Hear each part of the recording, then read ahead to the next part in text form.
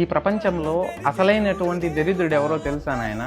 డబ్బు ఉండి ఎంతో గొప్ప ఉన్నత స్థాయిలో ఉండి శ్రీమంతుడిగా తను వెలుగు చూస్తూ తన దగ్గర అన్ని అష్ట ఐశ్వర్యాలు ఉండి దాన ధర్మము చేయకుండా ఉంటాడు చూడండి, అటువంటి వాళ్ళు దరిద్రులు నాయన. జీవితంలో భగవంతుడు వాళ్ళు ఏదో జన్మంలో చేసినటువంటి పుణ్యాలకి ఈ జన్మంలో వాళ్ళకి సకల సుఖభోగాలని ఇచ్చి అనంతమైనటువంటి ధనాన్ని వాళ్ళకిచ్చాడు.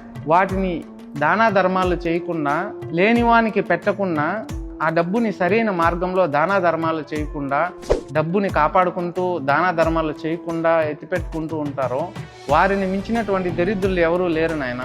భగవంతుడు ఈ జన్మను ప్రసాదించింది, నీకు అష్ట ఐశ్వర్యాలు ప్రసాదించింది, నువ్వు తిని 10 మందికి పెట్టమని. నీకు అన్నీ ఇచ్చినందుకు నువ్వు కృతజ్ఞతగా దానా ధర్మాలు చేసి నువ్వు ఆ భగవంతుని తత్వాన్ని తెలుసుకొని నీదంటూ ఏదీ లేదు, పుట్టినప్పుడు ఏమీ తీసుకురావు, పోయేటప్పుడు ఏమీ తీసుకుపోవు అని సత్యాన్ని గ్రహించి నీకు ఇచ్చింది 10 మందికి పంచి పెట్టురా నాయన, నీకు కావాల్సింది ఉంచుకొని మిగతాది దానా ధర్మం చెయ్యి అని భగవంతుడు చెప్పాడు.